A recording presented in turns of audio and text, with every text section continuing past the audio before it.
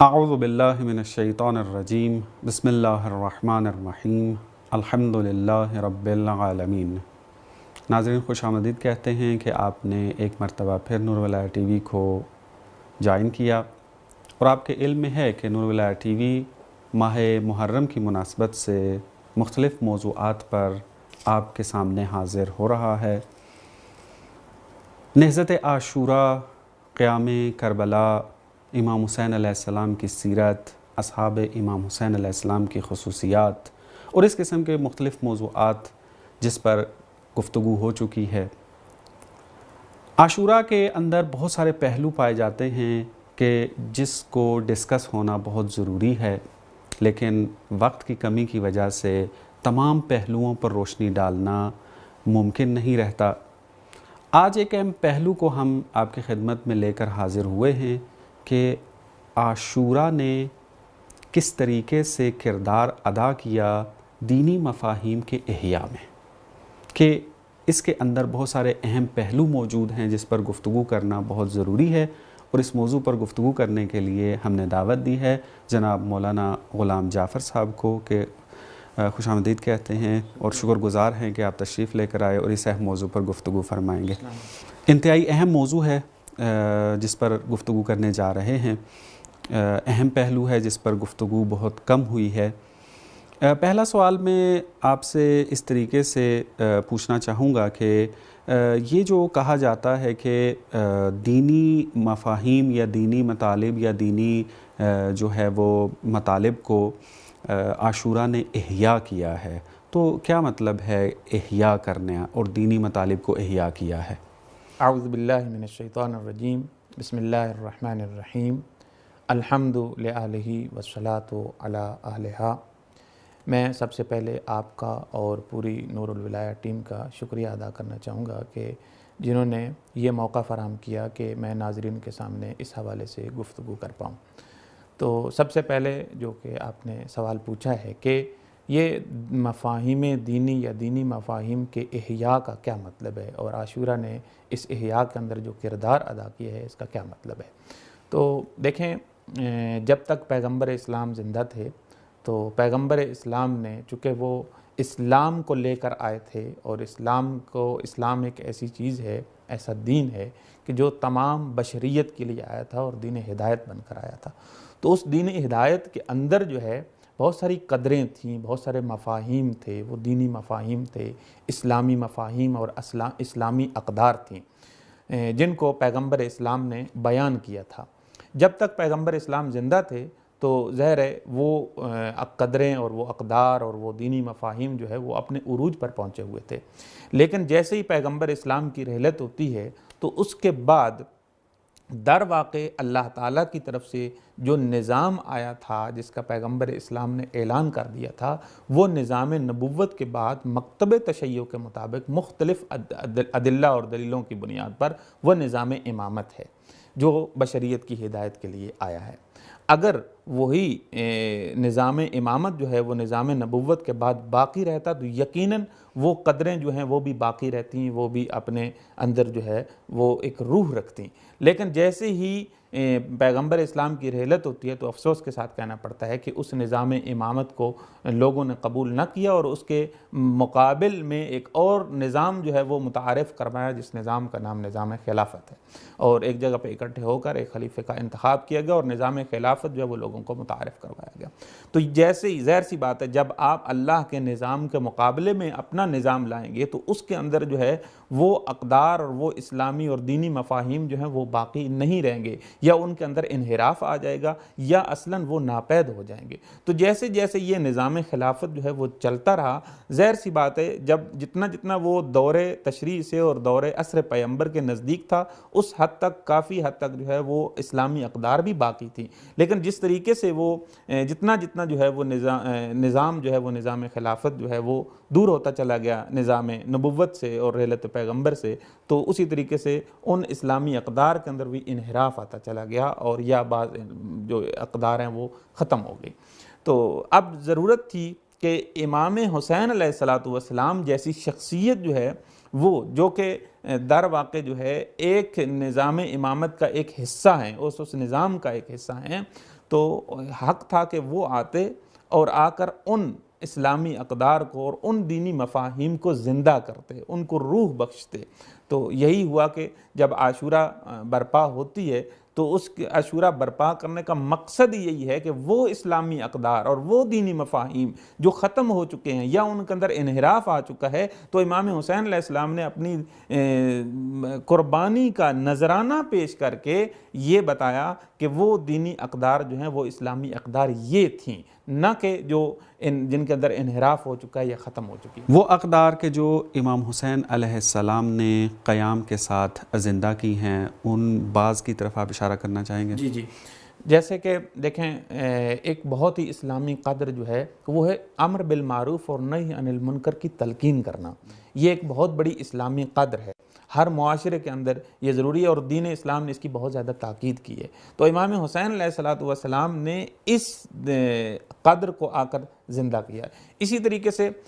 خود شہادت اور جہاد کا جو مفہوم ہے دین کے اندر جتنی بڑی اہمیت رکھتا ہے اور جتنی تاکید ہے، وہ بھی ختم ہو چکا تھا اور اس کے اندر انحراف آ چکا تھا یا ختم ہو چکا تھا، اصلا بھول چکے تھے لوگ۔ اس کو بھی آ کر امام حسین علیہ السلام نے عاشورہ کے ذریعے جو ہے وہ زندہ کیا ہے۔ اس طریقے سے خود نظام امامت، یہ جو مفہوم امامت ہے اور نظام امامت ہے، اس کو بھی امام حسین علیہ السلام نے اپنے خون کے ذریعے اس کو زندہ کیا اور احیا کیا ہے۔ یہ وہ اقدار اور اسلامی مفاہیم ہے۔ یقیناً اس کے علاوہ بہت سارے مفاہیم ہیں، لیکن ظاہر ہے چونکہ ہمارا پروگرام چھوٹا ہے اس کے اندر سارے مفاہیم کو بیان نہیں کیا جا سکتا، تو یہی مختصر چند جو ہے وہ مفاہیم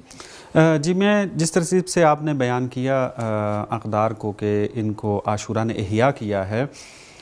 میں اسی ترتیب سے آپ سے سوال پوچھتا ہوں کہ امر بالمعروف و نہی عن المنکر،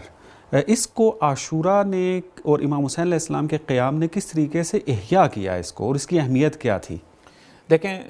ظاہر ہے جیسا کہ آپ نے کہا ہے کہ اہمیت کیا ہے، حق بھی یہی بنتا ہے کہ ہم پہلے امر بالمعروف اور نہی عن المنکر کی اہمیت کو بیان کریں کہ قرآن و سنت کی نظر میں امر بالمعروف اور نہی عن المنکر کی کتنی بڑی تاکید ہوئی ہے اور اس کی اہمیت کیا ہے۔ قرآنی آیات جو ہیں وہ اس بات کی گواہ ہیں کہ جیسا کہ آیت کے اندر موجود ہے کہ وَلْتَكُمْ مِنْكُمْ أُمَّةٌ يَدْعُونَ إِلَى الْخَيْرِ وَيَأْمُرُونَ بِالْمَعْرُوفِ وَيَنْهَوْنَ عَنِ الْمُنْكَرِ، کہ آپ میں سے ایک امت ہونی چاہیے جو خیر کی دعوت دے، امر بالمعروف کرے اور نہی عن المنکر کرے۔ پھر ایک اور مقام پر ارشاد خداوندی ہو رہا ہے کہ کنتم خیر امت اخرجت للناس تأمرون بالمعروف وتنہون عن المنکر، کہ تم میں سے بہترین امت وہ ہے جو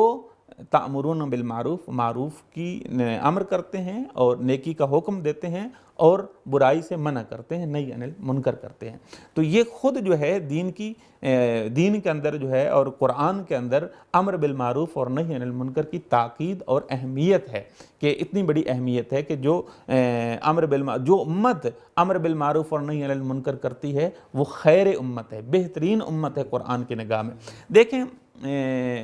3 طرح کی اموات ہوتی ہیں، موت ہوتی ہے۔ ایک انسان کے جسم کی موت ہوتی ہے، دوسری چیز جو موت ہوتی ہے وہ روح کی موت ہوتی ہے۔ بعض اوقات روح مر جاتی ہے، انسان کا جسم زندہ ہوتا ہے، اور اس کو قرآن نے بہت سارے مقامات پہ بیان کیا۔ اور بعض اوقات جو ہے وہ معاشرے جو ہیں وہ مر جاتے ہیں۔ معاشروں کی موت کس طریقے سے ہوتی ہے؟ معاشرے کی موت اس طریقے سے ہوتی ہے کہ جب اس کے اندر امر بالمعروف ختم ہو جائے، نہی عن المنکر ختم ہو جائے، نیکی کا کوئی حکم نہ دے اور برائی سے کوئی روکے نہیں، تو اس وقت اس معاشرے کی موت ہو جاتی ہے، کیونکہ معاشرے کی زندگی اقدار پر ہے، اور جب یہ فریضہ جو ہے وہ انجام نہیں پائے گا تو وہ اقدار ختم ہو جائیں گے، معاشرہ مردہ ہو جائے گا۔ اسی طریقے سے اور بعض اوقات تو ایسا ہوتا ہے کہ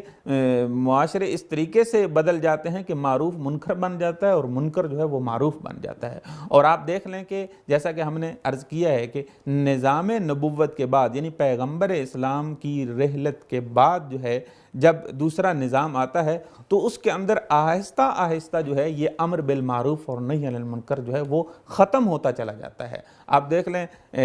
امیر شام کے بعد جب یزید کی حکومت آتی ہے تو اس کے اندر تو بالکل واقعاً جیسے کہ پیغمبر اسلام کی حدیث میں بیان کیا کہ معروف منکر بن چکا تھا اور منکر جو ہے وہ معروف بن چکا تھا، اور اس وقت ضرورت تھی کہ کوئی ایسی ذات اور کوئی ایسی شخصیت آئے جو اس اللہ کی بہترین قدر کو، اسلامی بہترین قدر کو زندہ کرے اور اس کو احیا کرے۔ اور یہی وہ وقت ہے کہ امام حسین علیہ السلام جو ہے اس قدر کو زندہ کرنے کے لیے، اس مفہوم دینی کو زندہ کرنے کرنے کے لیے قیام فرماتے ہیں، اور جب مدینہ سے نکلتے ہیں تو امام حسین علیہ السلام جو ہے اپنے قیام کے مقاصد کو جب بیان کر رہے ہوتے ہیں تو وہاں پہ کیا فرماتے ہیں کہ باقی چیزوں کو چھوڑتے ہوئے اسی کو ذکر کروں گا کہ فرماتے ہیں کہ میرے قیام کا مقصد کیا ہے، میں امر بالمعروف اور نہی عن المنکر کرنا چاہتا ہوں۔ تو اس طریقے سے امام حسین علیہ السلام نے جب اللہ کی راہ میں اپنے خون کا نذرانہ پیش کیا ہے تو در واقع اس خون کے ذریعے امام حسین علیہ السلام نے اس اسلامی قدر کو جو امر بالمعروف اور نہی عن المنکر ہے اس کو زندہ کیا ہے۔ بہت اہم نقطے کی طرف آپ نے اشارہ کیا ہے۔ اگر ہم تاریخ میں جاتے ہیں تو واقعاً ہمیں یہ چیز نظر آ رہی ہے کہ بہت ساری بدعات ایجاد ہو رہی ہیں، بہت ساری برائیاں جو ہیں وہ رائج ہوتی جا رہی ہیں، لیکن جو ذمہ دار افراد ہیں معاشرے کے اندر، چاہے وہ صحابہ کی شکل میں ہوں یا تابعین کی شکل میں ہوں، ہمیں اس طریقے سے امر بالمعروف و نہی عن المنکر نظر نہیں آتا۔ تو یہ معاشرے میں نہیں تھا یہ فریضہ، تو امام حسین علیہ السلام کی شہادت کو اس طریقے سے پھر جو ہے وہ ان کو شہید ہونا پڑا اور ان کو قیام کرنے کی جو ہے وہ ضرورت پیش آتی ہے۔ میں اپنی بحث کو آگے بڑھاتا ہوں چونکہ وقت کم رہتا ہے ہمارے پاس۔ ایک مفہوم جس کی طرف آپ نے اشارہ کیا تھا کہ قیام امام حسین علیہ السلام کے بعد اس کے اندر جو ہے وہ دوبارہ زندگی آئی اور یہ احیاء ہوا، وہ شہادت کا مفہوم ہے۔ میں چاہوں گا اس پر ذرا روشنی ڈالیں۔ دیکھیں، قرآن مجید کے اندر جیسا کہ ہم نے پہلے امر بالمعروف و نہی عن المنکر کی اہمیت کی طرف اشارہ کیا ہے، تو قرآن مجید کے اندر ایک بہت ہی بہترین آیت ہے جو مجھے بہت پسند ہے، کہ جو جہاد کے فضیلت کو اور اس کے مرتبے کو اور اس کی اہمیت کو بیان کر رہی ہے۔ بس اتنا ہی جملہ اس کا کوٹ کرنا چاہوں گا کہ فضل اللہ المجاہدین علی القاعدین، کہ اللہ تعالیٰ نے مجاہدین کو، جہاد کرنے والے کو، جو جہاد نہیں کر رہا ہوتا اس کے اوپر فضیلت بخشی ہے۔ تو یہ خود جہاد کی فضیلت ہے، خود مجاہد کی فضیلت ہے کہ جو جہاد کرتا ہے، فی سبیل اللہ جہاد ہو، واقعاً وہ جہاد ہو، ایسا نہ ہو کہ خود جہاد کے اندر جو ہے وہ انحراف آ چکا ہو، واقعاً وہی جہاد ہو جو اللہ تعالیٰ نے انسان سے چاہا ہے، تو اللہ تعالیٰ نے اس مجاہد کو بھی باقی لوگوں کے اوپر فضیلت بخشی ہے۔ تو یہ تو خود جہاد کی فضیلت اور اہمیت ہے۔ اب دیکھیں، آپ اگر ظاہر ہے جو بھی لوگ حقائق کے متلاشی ہیں، جو واقعاً حقائق کو جاننا چاہتے ہیں، وہ اگر جا کر تاریخ کا حقائق کی بنیادوں پر مطالعہ کرتے ہیں تو ان کو یہ ملتا ہے کہ جس طریقے سے جیسے ہی خلافت کا دور شروع ہوتا ہے تو خلیفہ دوم جب ان کا وہ برسر اقتدار آتے ہیں تو ان کے اندر بعض چیزیں جو انسان کو تاریخی مطالعے کے اندر دیکھنے میں ملتی ہیں، اور ایسا نہیں ہے کہ وہ فقط شیعہ منابع کے اندر ہے، نہیں، اہل سنت منابع کے اندر وہ چیزیں موجود ہیں کہ ایک طبقاتی نظام وجود میں آتا ہے، وہ اس طریقے سے کہ جب بیت المال کی تقسیم بندی ہوتی ہے تو اس میں جو مہاجر ہے اس کو انصار کے اوپر جو ہے وہ اہمیت دی جاتی ہے اور اس کو زیادہ حصہ دیا جاتا ہے۔ اسی طریقے سے جو پہلے سابق الایمان ہیں ان کو لاحق الایمان سے زیادہ حصہ دیا جاتا ہے۔ اسی طریقے سے جو قریش قرشی ہے اس کو غیر قرشی کے اوپر اس اعتبار سے فضیلت حاصل ہے کہ چونکہ وہ قرشی ہے لہذا اس کو بیت المال کا زیادہ حصہ دیا جائے، جبکہ پیغمبر اسلام کے دور میں ایسا بالکل نہیں ہوا کرتا تھا، وہاں پہ مساوات کے ساتھ بیت المال کی تقسیم بندی ہوتی تھی۔ لیکن اس کے بعد جیسے ہی یہ سلسلہ یہاں تو ایک طبقاتی نظام وجود میں آتا ہے، پھر اس کے بعد جیسے ہی خلافت سوم آتی ہے اور خلیفہ سوم جو ہے وہ برسر اقتدار آتے ہیں تو وہاں تو پھر جو ہے ان کے دور میں آ کر زیادہ جو ہے وہ اقربا پروری ہے، وہاں پہ اچھی اچھی پوسٹوں پہ جن لوگوں کو رکھا گیا ہے وہ سارے کے سارے جو ہے وہ اسی خاندان سے تعلق رکھتے ہیں، چونکہ خود خلیفہ سوم بھی جو ہے وہ بنی امیہ خاندان سے تعلق رکھتے تھے، تو جتنی بھی اچھی اچھی پوسٹیں اس کے بنی امیہ ہیں، اور یہی وجہ بنتی ہے خلیفہ سوم کے قتل کی، کیونکہ لوگ جو ہیں وہ احتجاج کرتے ہیں کہ ہم یہ چیز جو ہے وہ قبول نہیں، اور پیغمبر اسلام کے دور میں ایسا نہیں ہوا کرتا تھا۔ تو اب یہ جو دور آ رہا ہے، اس دور کے اندر لوگوں کے اندر جو زیادہ چیز ہے وہ اب اس اسلام کو، وہ جو اصلی اسلام تھا، وہ دینی مفاہیم تھے، ان کو لوگ بھولتے چلے جا رہے ہیں۔ زیادہ تر لوگوں کے اندر جو دوڑ لگی ہوئی ہے وہ مال جمع کرنے کی ہے۔ پھر آپ دیکھ لیں کہ اس کے بعد آپ امیر شام کا دور آ جاتا ہے، امیر شام کے اندر جو ہے امیر شام کے دور کے اندر تو پھر زر اور زور جو ہے وہ بہت اس کی زیادہ وہ ہو جاتا ہے، یعنی اپنی عروج کو پہنچ جاتا ہے۔ پھر اس کے بعد آپ امیر شام کے بعد جب یزید کی خلافت کا دور آتا ہے اور یزید جو ہے وہ برسر اقتدار آتا ہے اور وہ ایک اسلام کا نمائندہ بن کر جو ہے وہ اسلامی مسند کے اوپر آ کر بیٹھتا ہے، تو خود اس شخص کے اندر بھی کوئی اسلامی قدر نہیں ہے، چونکہ خود وہ اسلامی قدروں کا مذاق اڑا رہا ہے، اور اس دور کے اندر لوگوں کے اندر بھی جو چیزیں ہیں وہ بھی یہی ہے کہ اس کے پاس کتنی کنیزیں ہیں، میرے پاس کتنی کنیزیں ہیں، اس کے پاس کتنے غلام ہیں، میرے پاس کتنے غلام ہیں، اس کے پاس کتنے گھر ہیں، میرے پاس کتنے گھر ہیں۔ تو جب انسان جو ہے وہ دنیا کی محبت اس کے اندر آ جاتی ہے تو پھر اس دل سے خدا جو ہے وہ نکل جاتا ہے۔ تو جیسا کہ حدیث بھی ہے کہ رأس کل خطیہ حب الدنیا، کہ دنیا کی محبت جو ہے وہ ہر گناہ اور ہر خطا کا جو ہے وہ بنیاد اور اساس ہے۔ تو اس طریقے سے جب اس طرح کی چیزیں آ جاتی ہیں تو پھر انسان کے اندر وہ دینداری کا جذبہ ختم ہو جاتا ہے، پھر وہ شہادت کا جذبہ بھی ختم ہو جاتا ہے۔ شہادت کا مطلب یہ ہے کہ انسان اپنی جان کو اللہ کی راہ میں قربان کرے۔ جو شخص مال دنیا اکٹھا کرنے میں لگا ہوا ہے وہ کہاں اپنی جان دینے کے لیے تیار ہوگا؟ تو اب یہ زمانہ تھا کہ امام حسین علیہ السلام جو ہیں وہ آ کر قیام فرماتے ہیں تاکہ اس اسلامی قدر کو زندہ کریں۔ امام حسین علیہ السلام اپنی جان کا، اپنی مال کا، اپنے بچوں کا، اپنی اولاد کا، اپنے مہمانوں کا، سب کا نذرانہ پیش کر کے اللہ کے خالصتاً اللہ کے لیے فی سبیل اللہ جو ہے وہ پیش کر کے بتانا چاہتے ہیں کہ یہ وہ اسلامی جہاد ہے، یہ وہ اسلامی قدر ہے، یہ وہ دینی مفہوم ہے جس کو پیغمبر اسلام جو ہے لے کر آئے تھے، اور اس کو امام حسین علیہ السلام نے اس جہاد اور اس شہادت کی مفہوم کو دوبارہ زندگی بخشی۔ بہت خوبصورتی سے آپ نے اس نقطے کی طرف جو ہے وہ اشارہ کیا۔ واقعاً آپ کی بات جو ہے وہ درست ہے کہ اگر مال دنیا سے محبت بڑھ جاتی ہے تو اس وقت بہت ساری دینی اقدار جو ہیں وہ ختم ہونا شروع ہو جاتی ہیں۔ شہادت کا ایک جذبہ اپنے دین کی حفاظت کے لیے ضروری ہے، اپنے ملک کی حفاظت کے لیے ضروری ہے، اور مختلف اس طریقے سے جو ہے وہ ضرورت ہوتی ہے، اس جذبے کو باقی رکھنا جو ہے وہ ضروری ہوتا ہے۔ تو اب یہاں پر ضرورت یہ پیش آئی کہ امام حسین علیہ السلام جو ہے وہ قیام کر کر بتائیں کہ کس طریقے سے اگر دین الہی کو جو ہے وہ مکتب اسلام کو اگر خطرہ پیش آتا ہے تو قیام کیا جاتا ہے، کس طریقے سے قیام کیا جاتا ہے، اور پھر اس قیام کے نتیجے میں جو ہے وہ شہادت نصیب ہوتی ہے۔ اور واقعاً لوگوں میں پھر بعد میں جذبہ بھی پیدا ہوا، بہت سارے قیام جو ہے وہ ہوئے اور لوگ جو ہیں وہ شہید ہوئے، اور شہادت ان کے لیے کوئی مسئلہ نہیں بنی، جیسے قیام توابین ہے، قیام جناب زید ہے۔ جی بالکل، بہت ساری اس طرح آئی ہیں۔ تو یہ فرہنگ جو ہے بڑی یہ جو مفہوم ہے بہت اچھے طریقے سے جو ہے وہ احیاء اور زندہ ہوتا ہے اس میں آ کے۔ وقت کے دامن میں گنجائش جو ہے وہ کم رہ گئی ہے۔ میں چاہوں گا کہ یہ جو آپ نے اپنے ابتدائی بحث کے اندر بھی اس کی طرف اشارہ کیا ہے، اور مکتب تشیع کا جو امتیاز اور جدائی ہے دوسرے مذاہب سے وہ امامت کے مسئلے میں ہی ہے۔ اب عاشورہ نے اس امامت کے نظام کو احیاء کرنے میں کس طریقے سے کردار نبھایا ہے؟ دیکھیں، بہت واضح ہے، پہلے بھی ہم بارہا اپنی گفتگو کے اندر اشارہ کر چکے ہیں کہ پیغمبر اسلام جب تک زندہ تھے تو یہ ایک نظام نبوت جو ہے اللہ تعالیٰ کی طرف سے بشریت کی ہدایت کے لیے آیا ہوا نظام تھا، اور ہمارے مکتب کے مطابق جو ہے پیغمبر اسلام نے اپنے آخری ایام میں 18 ذی الحجہ کو جو ہے امام علی علیہ السلام کا تعارف کروایا بے عنوان مولا سرپرست حاکم، کہ میرے بعد اگر آپ دینی امور میں، ہر قسم کے امور میں اگر رجوع کرنا چاہتے ہیں تو میرے بعد میرا خلیفہ اور میرا جانشین اور آپ کا ہادی اور آپ کا راہبر جو ہے وہ امیر المؤمنین حضرت علی علیہ السلام ہے۔ تو امام گویا پیغمبر اسلام نے امیر المؤمنین حضرت علی علیہ السلام کا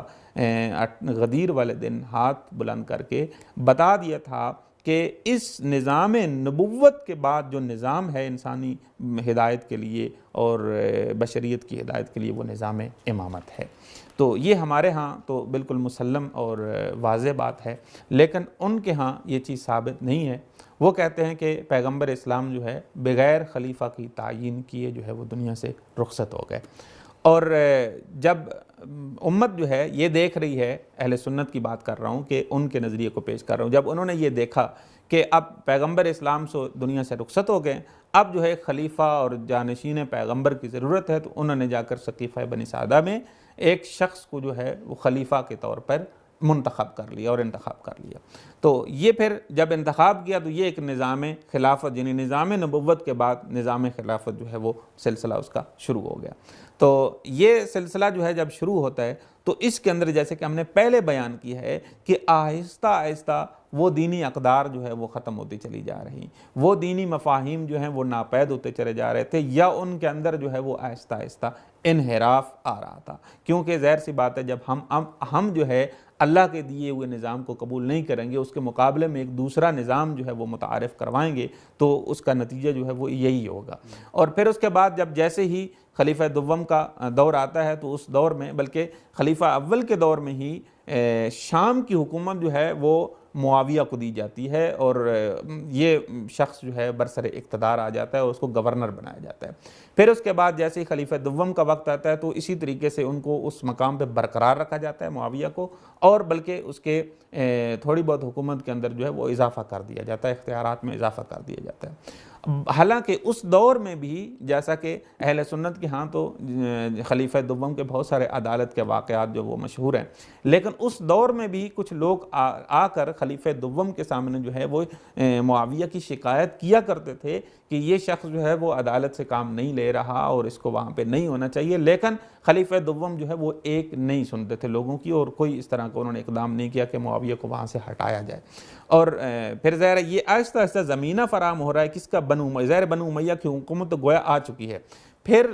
خلیفہ سوم کا دور آتا ہے، خود خلیفہ سوم جو ہے وہ بنی امیہ خاندان سے ہیں، اور انہوں نے جو ہے آ کر معاویہ کے اختیارات میں اور زیادہ اضافہ کر دیا کہ اس کو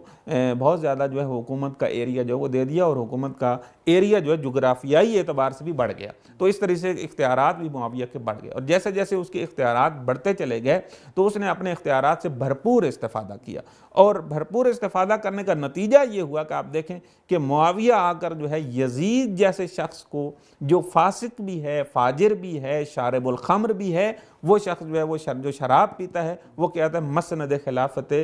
رسول اللہ کے اوپر آ کر جو ہے وہ بیٹھ جاتا ہے، یعنی مسند پیغمبر اسلام کے اوپر آ کر ایسا شخص جو ہے وہ آ کر بیٹھ جاتا ہے۔ تو اب جو ہے اس طرح کا شخص جب آتا ہے تو اس دور میں ہوتا کیا ہے کہ وہ سارا اسلام جو ہے وہ خطرے میں ہو جاتا ہے، وہاں پہ اصلاً پورے کا پورا اسلام جو ہے وہ خطرے میں ہے، چونکہ ایسا شخص جب برسر اقتدار آئے گا تو اس کی نظر میں کوئی اسلامی قدر جو ہے وہ اہمیت نہیں رکھتی ہے، اور وہ آ کر عملاً جو ہے وہ اسلامی اقدار کو پامال کرتا ہے۔ ہمارے نزدیک یہ بحث نہیں ہے کہ ہم شخصیت یزید کی بات کر رہے ہیں، نہیں، خود یزیدیت ایک ایسی چیز ہے جو اسلام کو خطرے میں ڈال رہی تھی، یعنی کلن اسلام خطرے میں تھا، چاہے وہ یزید ہو یا یزید جیسا کوئی شخص ہو۔ اسی لیے تو امام حسین علیہ السلام نے فرمایا تھا کہ مثلی لا یبایع مثلا، کہ مجھ جیسا اس جیسے کی بیعت نہیں کر سکتا، مطلب یہ کہ حسینیت کبھی یزیدیت کے سامنے جھک نہیں سکتی۔ تو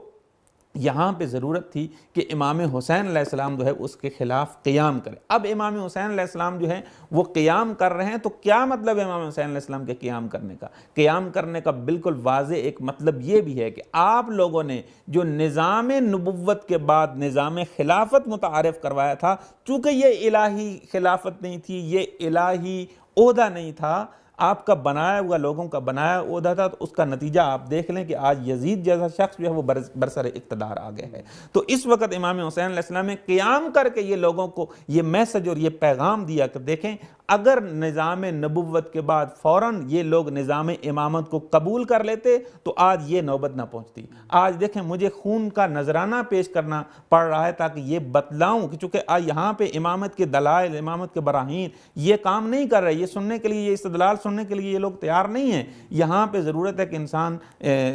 ضرورت ہے کہ ایک پاکیزہ خون جو ہے وہ اس زمین کے اوپر بہے تاکہ وہ اس نظام امامت کو زندہ کرے اور نظام امامت کا احیاء کرے۔ تو اسی لیے امام حسین علیہ السلام نے یہ قربانی پیش کی۔ جی ہاں، بالکل، دیکھ لیں آپ کی تائید میں اگر میں عرض کروں تو ہم جب تاریخ کا مطالعہ کرتے ہیں، یزید جیسا جو شرابی اور بے دین، فاسق، فاجر یہ حاکم ہوتا ہے اور حکومت میں آتا ہے تو کوئی اس کے خلاف بولنے کے لیے تیار نہیں ہے۔ بالکل حالانکہ اس وقت بہت سارے صحابہ اور تابعین موجود تھے اس میں آ کے، یعنی وہ بہت سارے اقدار کو علل اعلان جو ہے وہ ختم کر رہا ہے، ممبر رسول پر بیٹھ کر شراب پی رہا ہے، کوئی آگے نہیں آ رہا آ کر. تو ظاہر سی بات ہے یہاں پھر وہ الہی نظام کے جو نمائندے ہوں گے وہ تو چپ کر کے نہیں بیٹھ سکتے، چونکہ وہ تو یزید کا 3 سالہ کل دور ہے، اور 3 سال کے اندر اس نے جو بڑے بڑے برے کام انجام دیے، ایک یہ ہے کہ مدینہ کے اوپر چڑھائی کر دی ہے، پھر جو ہے کعبہ کو جلا دیا، اور تیسرا کام جو امام حسین علیہ السلام کو شہید کر دیا. تو یعنی ایسا شخص جو وہ کس طریقے سے اسلامی اقدار کا محافظ بن سکتا ہے. بہت شکریہ.